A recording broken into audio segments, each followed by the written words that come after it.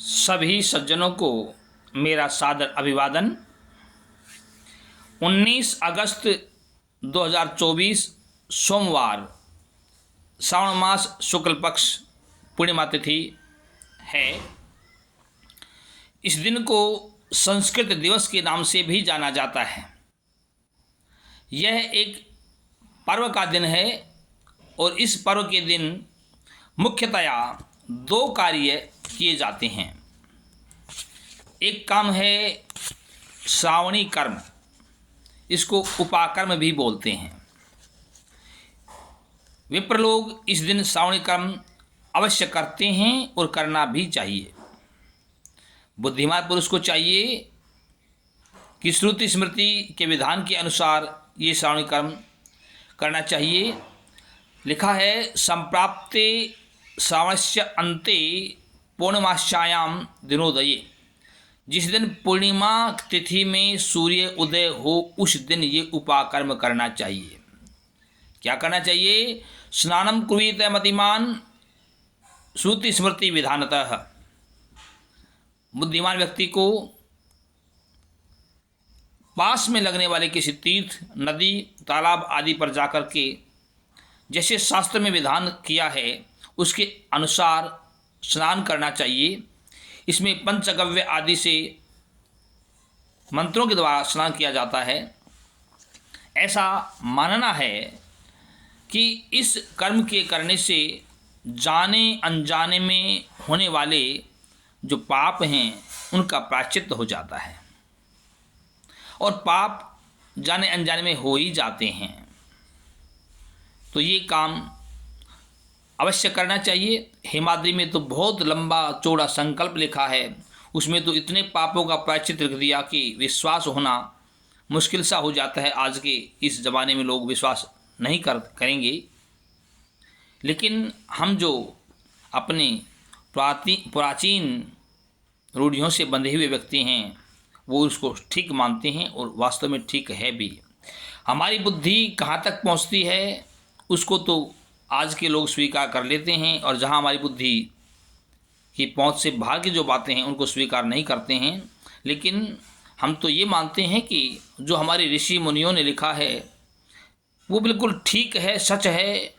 हम उसको समझ पाएँ या न समझ पाएँ। इस उपाकर्म में 3 काम मुख्य होते हैं। एक तो स्नान तर्पण, दूसरा सूर्योपस्थान और तीसरा ऋषि पूजन यज्ञोपीत बदलना। तो ये हमको अवश्य करना चाहिए। दूसरा काम इस पर्व के ऊपर होता है रक्षाबंधन। ये रक्षाबंधन का जो त्यौहार है, ये परंपरा है।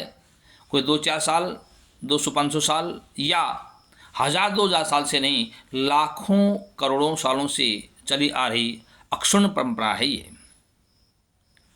और जो ये रक्षाबंधन होता है, प्राचीन काल में जो रक्षा सूत्र बनाया जाता था वो बहुत कुछ ध्यान में रख कर के बनाया जाता था। स्वर्ण, अक्षत, दुर्वा, सरसों, सर्वौषधि आदि मिलाकर के वेद मंत्रों के द्वारा अभिमंत्रित करके ये रक्षा कंकण सूत्र बनता था। और ये जो चीज़ें बताई गई हैं ये सब रोग शमन करने वाली हैं। श्रावण के महीने में प्रायः वर्षा होने के कारण सूर्य नारायण के दर्शन कम हो पाते हैं और प्रकाश के अभाव में जो प्राणी समुदाय है वो भांति भांति के रोगों से ग्रसित हो जाता है। तो ये जो औषधि ली गई हैं ये सभी एंटीसेप्टिक औषधियाँ हैं और ये हमको रोगों से रक्षित करते हैं। भविष्य पुराण में एक श्लोक आता है, सर्वरोगोपशमनम सर्वाशुभ विनाशनम सकृत्कृतेन अब्दमेकम ये रक्षा कृता भवेत्। यदि इस प्रकार की औषधियों से हम रक्षा सूत्र लेकर के और वेद मंत्रों के द्वारा, कुछ तो औषधियों का प्रभाव, उससे भी कहीं ज़्यादा वेद मंत्रों का प्रभाव होता है जिससे वर्ष भर तक आरोग्यता प्रदान होती है। आज समय बदल गया, राखी बदल गई, बाज़ार में नई चमकती हुई चिकने धागे की राखी आने लग गई हैं। वो चमकीली होती हैं, चिकनी होती हैं और कलाई पर ज़्यादा लंबे टाइम तक नहीं रुक पाती हैं। आज का युवा भी अपने कर्तव्य को, बहन के प्रति जो कर्तव्य है उसको ज़्यादा समय तक याद नहीं रखता है, भूल जाता है और कुछ समय बाद मनमुटाव बहनों के साथ भाई का होने लग जाता है। ये प्राय आप देखते हैं। जो भी हो, ये त्यौहार तो कुछ पहले की अपेक्षा और ज़्यादा हर्षोल्लास से मनाया जा रहा है, ये तो सर्वथा सत्य है। ऐसी परंपरा है और वेद शास्त्रों में विधान भी है कि भद्रा के समय यह त्यौहार न मनाया जाए, रक्षाबंधन न किया जाए। इदम भद्रायाम न कार्यम, भद्रा में ये नहीं करना चाहिए। दो काम भद्रा में नहीं होते हैं विशेष रूप से, और भी कई काम नहीं होते हैं, विशेष रूप से दो काम नहीं होते हैं। भद्रायाम द्वे न कर्तव्ये श्रावणी फाल्गुनी तथा, श्रावणी कर्म रक्षाबंधन उपाकर्म आदि भी, और फाल्गुनी होलिका दहन भी नहीं होता है।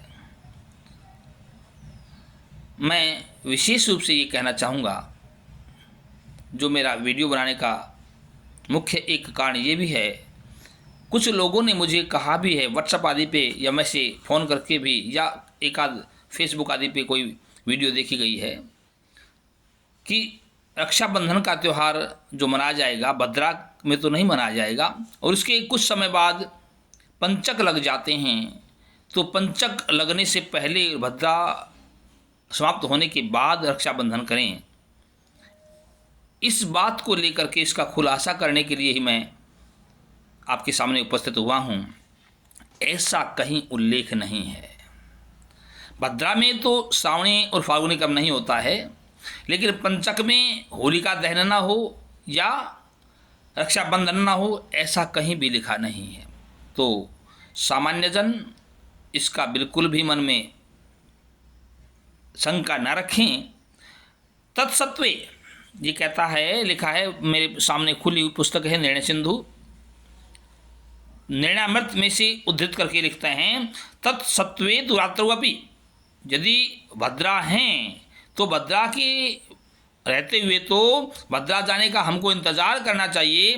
तत्सत्वे तु रात्रवपि तदन्ते कुर्यात् इति निर्णयामृते, निर्णयामृत नामक पुस्तक में लिखा है कि चाहे हमको इंतज़ार करना पड़े, रात भी क्यों ना हो जाए, निशा भी क्यों ना हो जाए, तो भी हमको होलिका दहन रात में कर लेना चाहिए। ये शंका नहीं माननी चाहिए कि रात हो गई है या पंचक आ गए हैं या रक्षाबंधन रात को ना हो जाएगा।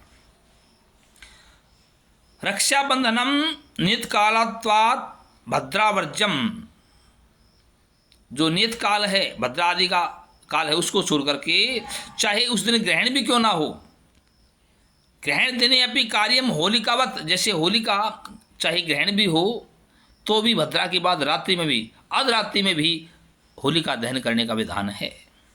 ऐसे ही पूर्णिमा के दिन में रक्षाबंधन होना चाहिए, और उस दिन पूर्णिमा सूर्योदय से शुरू हो जाती है और भद्रा 1:30 बजे तक हैं। मणिराम पंचांग 1:29 लिखते हैं, मार्तंड पंचांग 1:30 लिखते हैं, विश्वनाथ काशी से बनने वाला पंचांग 1:25 लिखते हैं। इसमें हमको शंका नहीं करनी चाहिए, 2-3 1-2 मिनट ऊपर नीचे हो जाती हैं। सूर्योदय स्थान के अनुसार कहीं आगे पीछे होता है, सूर्योदय तो एक ही समय पे होता है, लेकिन स्थान के कारण वो कहीं जल्दी दिखाई देते हैं, कहीं देर से दिखाई देते हैं। तो ये पंचांग भी कहीं कहीं अलग अलग जगह से छपे हुए हैं, इनमें 1-2 मिनट का आगे पीछे हो जाता है।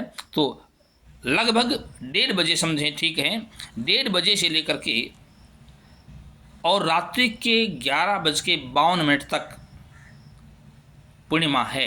पूर्णिमा तो सुबह से ही है, लेकिन भद्रा के बाद रात्रि के 11:52 तक पूर्णिमा है। अपना उचित समय देख करके रक्षाबंधन कर सकते हैं। प्रणाम।